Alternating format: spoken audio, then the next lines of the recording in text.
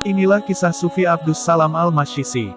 Syekh Ibnu Mashisi Abdus Salam bin Mashisi bin Malik bin Ali bin Harmalah bin Salam bin Miswar bin Haidarah bin Muhammad bin Idris al-Akbar bin Abdullah al-Kamil bin al-Hasan al-Musanna, bin al-Hasan as-Sab bin Ali bin Abi Talib suami Fatimah az-Zahra putri Rasulullah Shallallahu Alaihi Wasallam. Syekh Ibnu Mashisi lahir pada tahun 559 Hijriah bertepatan dengan 1198 Masehi. Kehidupan intelektual Ibnu Mashisi. Ibnu Mashisi belajar membaca, menulis dan menghafal Al-Quran di kutab tempat yang digunakan untuk mengajarkan anak-anak kecil membaca, menulis dan menghafal Al-Quran, dan dia telah hafal Al-Quran sejak berumur kurang dari 12 tahun kemudian pergi menuntut ilmu. Ibnu Mashisi bekerja di lahan pertanian seperti penduduk kampung lainnya dan tidak bergantung kepada orang lain dalam mengatur urusan kehidupannya. Dia menikahi anak perempuan pamannya bernama Yunus. Dari pernikahannya ini dikarunia 4 orang anak laki-laki, Muhammad, Ahmad, Ali, Abdus Samad dan 1 orang anak perempuan. Syekh Ibnu Mashisi mumpuni dalam bidang ilmu, juga memiliki kesuhudan yang tinggi. Allah menyatukan dalam dirinya 2 kemuliaan, dunia dan agama, serta menjaga keutamaan keyakinan yang hakiki. Dan Ibnu Mashisi mendapatkan keberhasilan atas kesungguhan kemauan dan cita-citanya, seorang yang tidak pernah menyimpang dari jalan syariat sehelai rambut pun, berpegang teguh pada agama dan menyampaikan keutamaan-keutamaannya. Guru-gurunya, Syekh Ibnu Mashisi memiliki kesungguhan dan kemauan yang keras dalam menuntut ilmu serta menjaga aurat, bacaan-bacaan zikir dan doa, sehingga dia sampai kepada jalan menuju makrifah kepada Allah Subhanahu wa Ta'ala. Maka Ibnu Mashisi mumpuni dalam bidang ilmu juga mendapatkan puncak kesuhudan. Di antara guru-gurunya dalam bidang ilmu pengetahuan adalah Syekh Ahmad yang dijuluki Aktaraan, dimakamkan di daerah Abraj dekat pintu Tasah. Di antara para gurunya dalam bidang tasawuf, At-Tarbiyah wa As-Suluk, Syekh Abdurrahman bin Hasan al-Attar yang terkenal dengan Az-Ziyaat. Dari beliau Ibnu Mashisi belajar tentang ilmu muamalah dengan masyarakat yang sumbernya berakhlak sesuai dengan akhlak Rasulullah Shallallahu Alaihi Wasallam, sehingga dari ilmu tersebut Ibnu Mashisi mendapatkan yang lebih banyak. Peninggalan-peninggalan Syekh Abdus Salam bin Mashisi. Barangkali, penyebab tidak terlalu banyak warisan peninggalan Abdus Salam bin Mashisi, meskipun kedudukannya tinggi yang nampak pada muridnya Abu Al-Hasan Asy-Syadzili, adalah sangat ketertutupan beliau dan tidak ingin dikenal oleh manusia. Di antara doanya, "Ya Allah, aku mohon kepadamu agar makhluk berpaling dariku sehingga tidak ada tempat kembali bagiku selain kepadamu." Allah mengabulkan permohonan Syekh Ibnu Mashisi tersebut, dan karena sangat ketertutupannya itu sampai tidak ada yang mengenal beliau kecuali Syekh Abu Al-Hasan Asy-Syadzili yang sebuah tarikah dinisbahkan kepadanya. Adapun beberapa peninggalan ilmiah Syekh Ibnu Mashisi yang sampai kepada kita melalui muridnya Syekh Abu Al-Hasan Asy-Syadzili adalah sekumpulan nasihat yang mengagumkan dengan ungkapan yang bersih, jernih selaras dengan Al-Quran dan As-Sunnah. Di antaranya adalah Syekh Abu Al-Hasan Asy-Syadzili berkata, "Guruku mewasiatkan kepadaku dan dia berkata, jangan kamu langkahkan kedua kakimu kecuali kamu hanya mengharap balasan dari Allah Subhanahu wa Ta'ala. Janganlah kamu duduk kecuali kamu merasa aman dari maksiat kepada Allah, dan jangan kamu berteman kecuali dia dapat menolongmu untuk taat kepada Allah Subhanahu wa Ta'ala." Dan Ibnu Mashisi berkata secara langsung kepada Abu Al-Hasan Asy-Syadzili, "Senantiasalah kamu suci dari rasa ragu dan dari kotoran dunia. Ketika kamu dalam keadaan kotor maka bersucilah. Ketika kamu mulai cenderung kepada syahwat dunia maka perbaikilah dengan bertaubat. Jangan sampai kamu dirusak dan ditipu hawa nafsu. Maka dari itu senantiasalah kamu merasa dekat kepada Allah dengan penuh ketundukan dan ketulusan hati." Salah satu teks penting yang sampai kepada kita dari Syekh Abdus Salam bin Mashisi adalah teks Sholawat Mashishiyah, yaitu sebuah teks sholawat yang unik. Jika kata-katanya itu berbaur atau diucapkan oleh ruh maka akan membuat pemilik ruh tersebut terasa melayang di udara dari keluhuran dan keindahan alam malakut. Dan teks tersebut merupakan titik perhatian para penyarah. Adapun teks doa sholawat Mashishiyah dari Syekh Abdus Salam Ibnu Mashisi tersebut. Wafatnya, barangkali sebab Ibnu Mashisi keluar dari khalwahnya menentang Ibnu Abi At-Tawajin Al-Kattami yang mengaku nabi.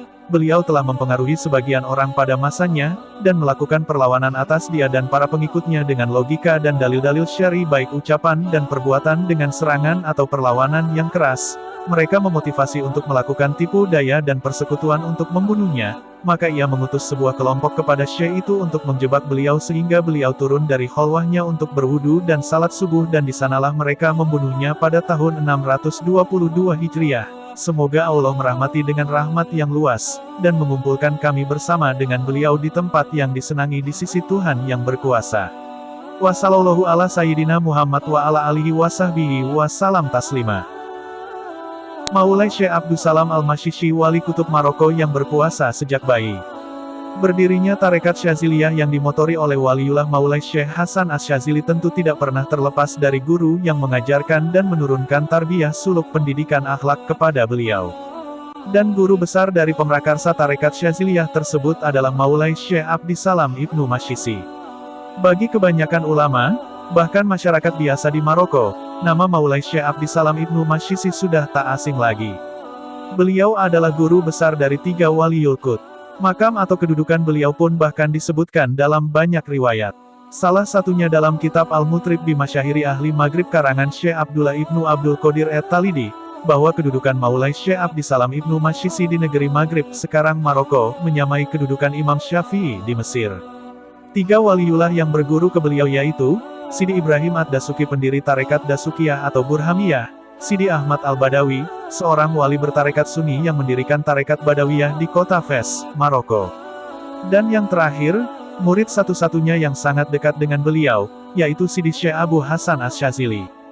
Syekh Abu Hasan Asy-Syazili dikenal sebagai pendiri tarekat Syaziliyah yang masyhur mendunia sampai sekarang.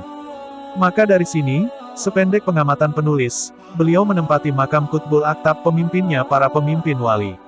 Maulai Syekh Abdissalam Ibnu Mashishi lahir pada tahun 559 Hijriah, 1198 Masehi di sebuah desa terpencil yang biasa disebut Jabal Alam di wilayah Aros. Lokasinya yang berada di antara kota Tangir dan kota Tetuan, Maroko. Tanda kewalian Maulai Syekh Abdissalam Ibnu Mashishi ternyata sudah tampak sejak hari kelahiran beliau. Hal ini termaktub dalam kisah yang dituangkan Syekh Abi Ali Hasan Ibnu Muhammad Ibnu Qasim At-Tazi Al-Maghribi dalam kitabnya Tabakat Asy-Syaziliyah Al-Kubra, bahwa Syekh Abdul Qadir Al-Jailani pada hari kelahiran Maulai Syekh Abdissalam Ibnu Mashishi, beliau mendapat panggilan dari sebuah suara yang tak dikenal dari mana asal suara tersebut.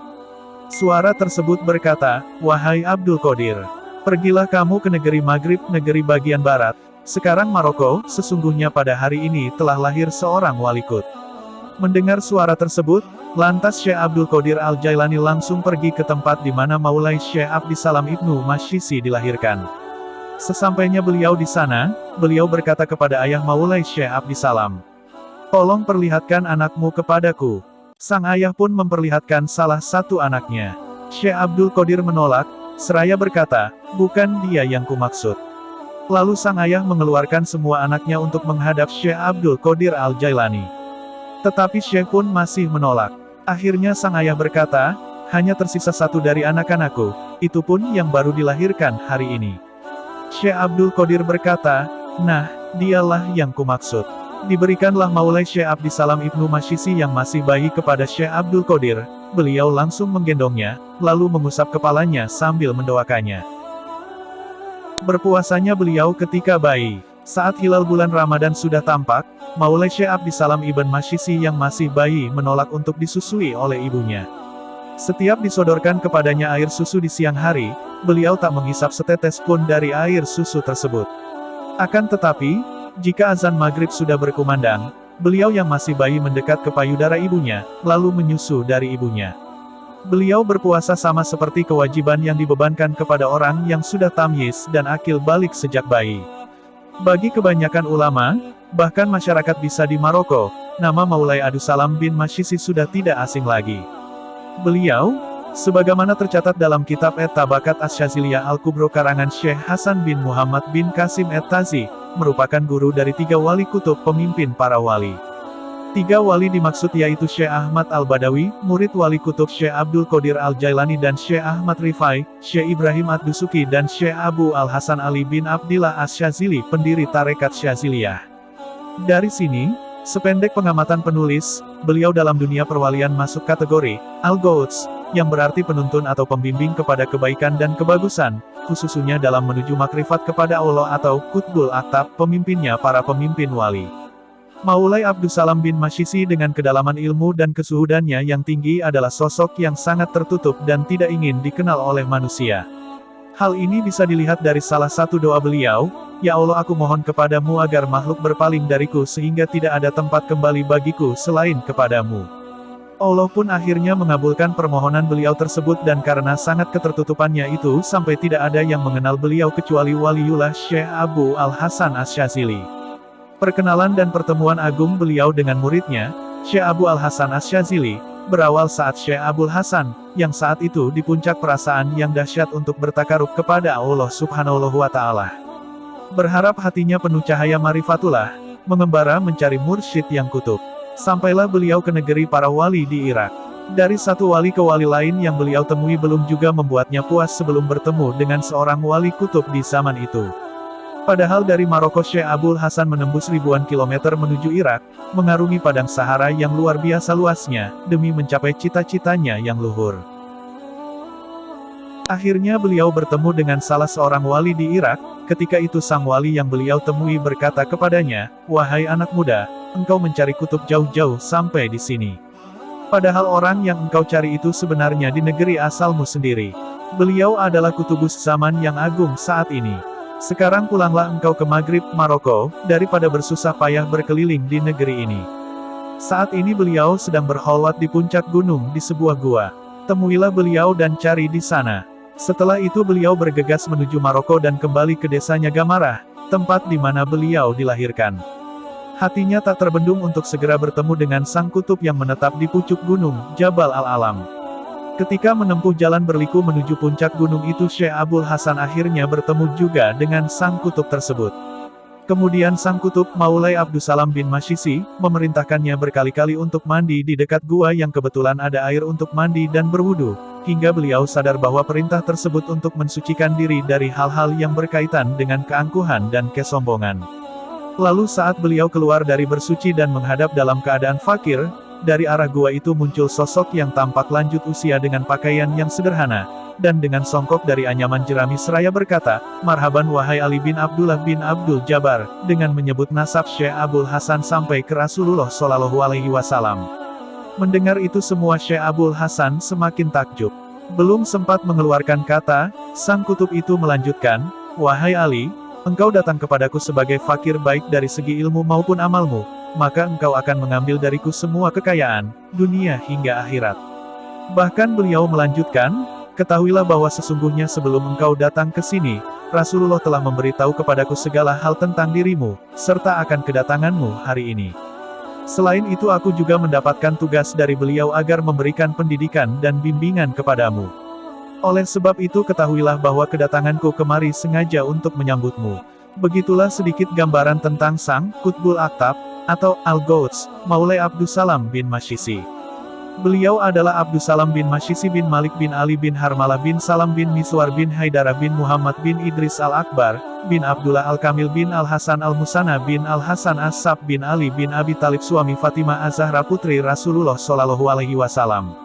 Lahir pada tahun 559 Hijriah bertepatan dengan 1198 Masehi dan wafat pada tahun 622 Hijriah, 1261 Masehi.